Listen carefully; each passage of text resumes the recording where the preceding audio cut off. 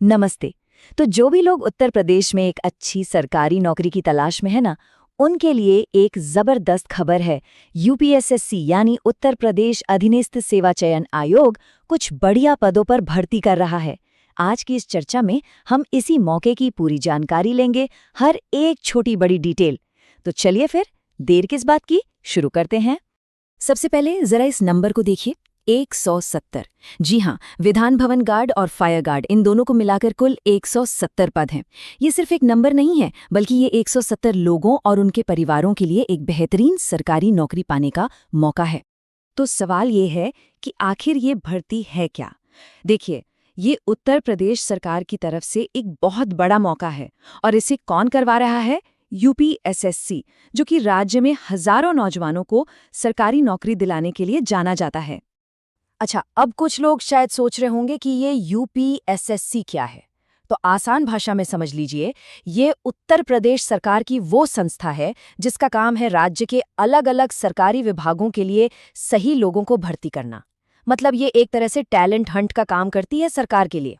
चलिए, अब सीधे उन पदों पर आते हैं जिनके लिए ये सारी बात हो रही है। आखिर ये गार्ड और फायर गार्ड के पद हैं क्या, और कितने कितने पद खाली हैं? आइए इस पर एक नजर डालते हैं। तो देखिए, जो कुल 170 पद हैं, उनमें से 120 पद तो हैं विधान भवन रक्षक के, मतलब गार्ड के, और बाकी के 50 पद हैं फायर गार्ड के लिए। और हाँ, ये दोनों ही पद बहुत ज्यादा जिम्मेदारी वाले हैं, क्योंकि इन पर विधानसभा परिसर की पूरी सुरक्षा का दारोमदार होता है।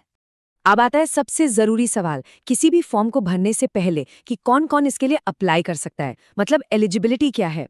तो चलिए इसे एक चेकलिस्ट की तरह देखते हैं और पता करते हैं कि कौन इसके लिए योग्य है। तो चलिए फिर देखते हैं कि क्या सारी शर्तें पूरी होती हैं, कौन सी वो जरूरी चीजें हैं जो एक कैंडिडेट के पास होनी ही चाहिए। सबसे पहले बेसिक क्वालिफिकेशन की बात कर लेते हैं। तो कैंडिडेट को कम से कम इंटरमीडिएट यानी 10+2 पास होना चाहिए। साथ ही यूपीएसएससी पीईटी 2025 का एक वैलिड स्कोर कार्ड होना बहुत जरूरी है। और हाँ, थोड़ी बहुत कंप्यूटर की बेसिक जानकारी भी चाहिए होगी। उम्र की बात करें तो 1 जुलाई 2026 तक कैंडिडेट की उम्र 18 से 40 साल के बीच होनी चाहिए। मतलब न 18 से कम न 40 से ज्यादा। और हाँ, जो रिजर्व्ड कैटेगरी के कैंडिडेट्स हैं, उन्हें सरकारी नियमों के हिसाब से उम्र में छूट भी मिलेगी। यहाँ एक बहुत जरूरी बात है जो दूसरों से आगे निकलने में मदद कर सकती है। अगर किसी ने टेरिटोरियल आर्मी में कम से कम 2 साल सर्विस की है या फिर उसके पास एनसीसी का बी सर्टिफिकेट है, तो उसे सिलेक्शन में प्रेफरेंस दी जाएगी। तो ये एक बहुत बड़ा प्लस पॉइंट हो सकता है। ठीक है, तो मान लीजिए कि एलिजिबिलिटी क्राइटेरिया पूरा हो रहा है। अब अगला कदम क्या? जाहिर है एप्लीकेशन प्रोसेस। तो अब हम बात करेंगे कि अप्लाई कैसे करना है, कब तक करना है और फीस कितनी लगेगी। ये तारीखें बहुत जरूरी हैं, इन्हें कहीं नोट कर लें। एप्लीकेशन प्रोसेस 9 जून से शुरू हो जाएगी। फॉर्म भरने और फीस जमा करने की आखिरी तारीख है 29 जून। और अगर मान लीजिए फॉर्म में कोई छोटी मोटी गलती हो जाती है, तो घबराने की बात नहीं है। 6 जुलाई तक उसे ठीक करने का मौका भी मिलेगा। और अब सबसे बढ़िया बात, एप्लीकेशन फीस कितनी है? सिर्फ 25 रुपए। जी हाँ, बिल्कुल सही सुना, सिर्फ 25 रुपए। और ये फीस हर कैटेगरी के कैंडिडेट के लिए सेम है। मतलब ये मौका सच में सबके लिए है। तो एप्लीकेशन फॉर्म भर दिया, फीस भी दे दी, अब क्या? कहानी यहाँ खत्म नहीं होती, असल में तो यहीं से शुरू होती है। तो चलिए अब ये समझते हैं कि अप्लाई करने के बाद से लेकर फाइनल सिलेक्शन तक का रास्ता कैसा है। सिलेक्शन प्रोसेस के मोटे मोटे तौर पर 4 स्टेज हैं। सबसे पहला पीईटी 2025 के स्कोर के बेस पर शॉर्टलिस्टिंग होगी। जो लोग शॉर्टलिस्ट होंगे उन्हें फिर एक रिटन एग्जाम देना होगा। इसे क्लियर करने के बाद होगा फिजिकल मेजरमेंट और स्टैंडर्ड टेस्ट यानी PMT/PST।